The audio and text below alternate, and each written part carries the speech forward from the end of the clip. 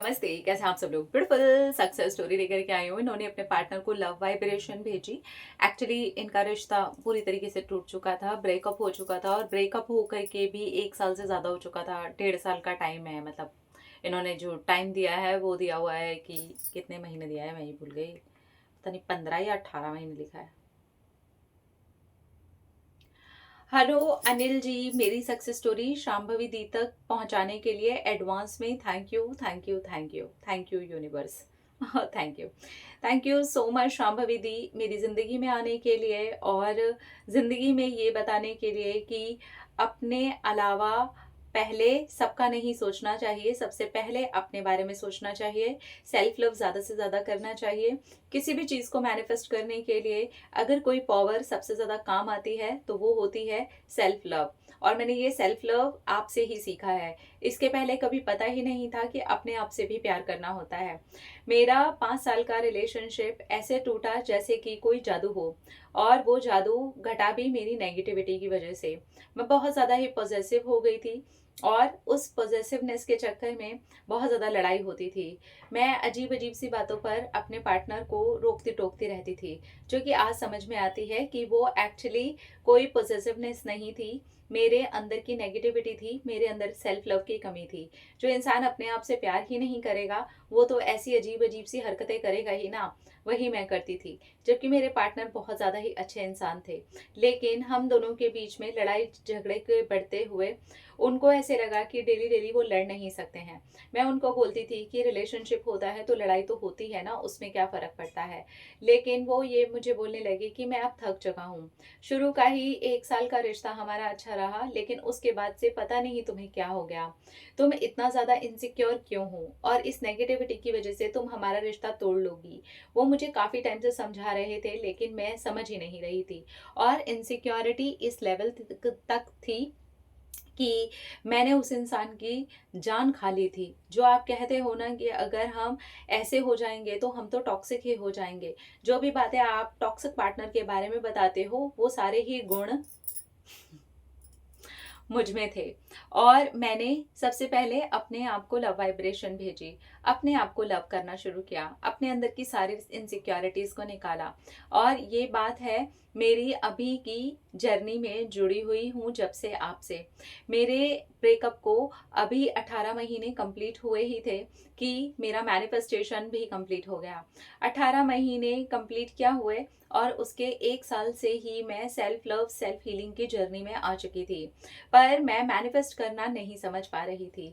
तो मैंने आपका लव वाइब्रेशन का वीडियो देखा। फिर ये सोचा कि मैं अपने आप को तो लव वाइब्रेशन इतने टाइम से भेज ही रही हूँ। क्या बिल्कुल ऐसे ही सोल को देखते हुए लव वाइब्रेशन पार्टनर को भेजूँ?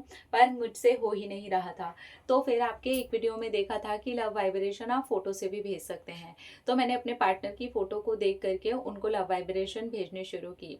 अपनी हर एक गलती के लिए, अपनी हर एक इनसिक्योरिटी के लिए, जो भी हरकतें मैंने की थी, मन ही मन में उनसे माफ़ी मांगनी शुरू कर दी और उनको बहुत प्यार से लव वाइब्रेशन भेजी। और लव वाइब्रेशन का नतीजा ये हुआ कि हमारे 18 साल के पूरे ब्रेकअप और नो कॉन्टैक्ट जोन के बाद में भी मेरे पार्टनर ने खुद मुझे याद किया, जबकि मैं खुद टॉक्सिक थी। मैं समझ गई थी कि ये टॉक्सिक पैटर्न्स अपने अंदर से निकालने होंगे, अपने आप को एक सिक्योर्ड इंसान बनाना होगा और सेल्फ लव से भरना होगा। और सेल्फ लव से भरने के लिए ही मैंने अपने आप को लव वाइब्रेशन भेजी थी। और इतनी ज़्यादा भेज ली थी कि ये एक टाइम के बाद भूल ही गई थी कि दूसरे इंसान को लव वाइब्रेशन कैसे भेजी जाती है। और इसके लिए भी मैंने फिर आपके वीडियो की ही हेल्प ली थी और उसने मेरी ऐसी हेल्प की कि मुझे पता ही नहीं चला कि कैसे मेरा मैनिफेस्ट हो गया। मैंने जहाँ तक मुझे याद है शायद 1 महीना भी अपने पार्टनर को लव वाइब्रेशन नहीं भेजी है। कभी कभार तो मैं बीच बीच में भूल भी जाती थी, मेरे माइंड से स्किप भी हो जाता था। मैं ईज़ी भी इसलिए थी क्योंकि काफ़ी ज़्यादा लंबा टाइम हो चुका था हम दोनों की बातचीत को।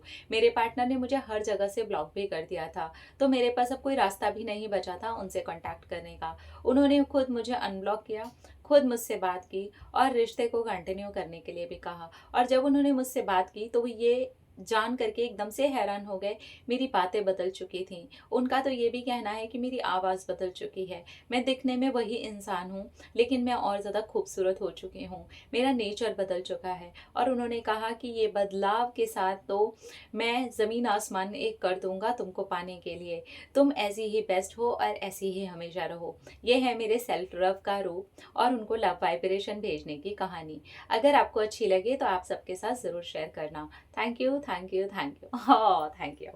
तो इन्होंने सबसे पहले सेल्फ लव किया है, खुद को लव वाइब्रेशन भेजी है एंड देन फिर अपने पार्टनर को लव वाइब्रेशन भेजी है। बेसिकली कहानी में कुछ मतलब इन्होंने लिखा, थोड़ा-सा आगे और पीछे कर दिया। मतलब मैंने ये सक्सेस स्टोरी 3 से 4 बार पढ़ी, पर फिर भी मैं जहाँ तक समझ पाई कहानी को, तो इन्होंने ये बताया कि 18 महीने इनके ब्रेकअप को हो चुका था और फिर इन्होंने 1 साल पूरा अपनी सेल्फ हीलिंग को दिया है और उसमें इन्होंने अपने आप को लव वाइब्रेशन भेजी है और उसके बाद करीब 1 महीने तक ही इन्होंने अपने पार्टनर को लव वाइब्रेशन भेजी है और उसके तुरंत बाद ही इनका मैनिफेस्टेशन भी कंप्लीट हो गया है।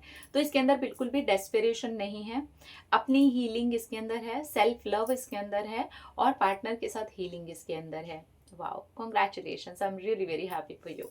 अपना रखिए ख्याल, अपने आप से कीजिए ढेर सारा प्यार ताकि अट्रैक्ट करें ढेर सारा प्यार। I love you. टाटा।